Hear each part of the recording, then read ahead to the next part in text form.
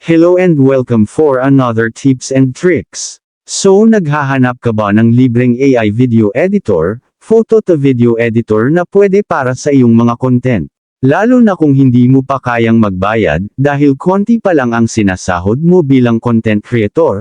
Narito ang isang video editor na pwede mong gamitin sa pag-generate ng video ng walang bayad, o free. So let's proceed.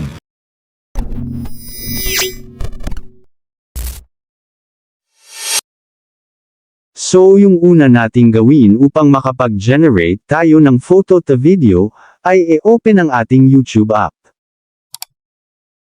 Then may makikita kayo na plus sign sa ibaba.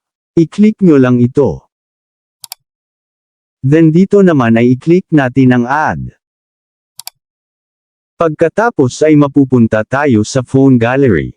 Then mag-upload tayo ng photo natin, na gusto nating pagalawin, o transform into video. Then once na may na-select na kayo ay i-click nyo ang next. Then sa may itaas ay i-click ang photo to video. Then dito ay may mga suggested na mga template, o prompt na pwede nating gamitin, pero depende po sa inyo kung gusto nyo gumawa ng sarili nyong prompt. Then once na nakagawa na kayo ng prompt, ay i-click ang arrow.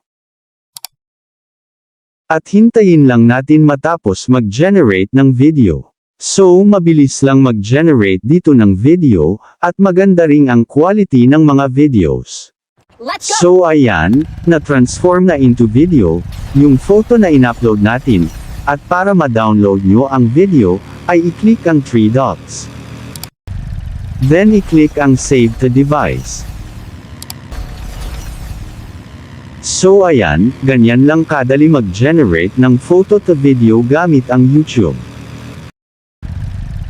So ayan, sana po ay nagustuhan nyo ang video natin ngayon, at maraming salamat po sa mga nag-subscribe, at kung bago ka palang napadaan sa channel na ito, at gusto mo ng mga ganitong video, ay huwag po sana kalimutang mag-like, subscribe, at pindutin ang notification bell button, upang updated po kayo once na mag-upload ako ng bagong video.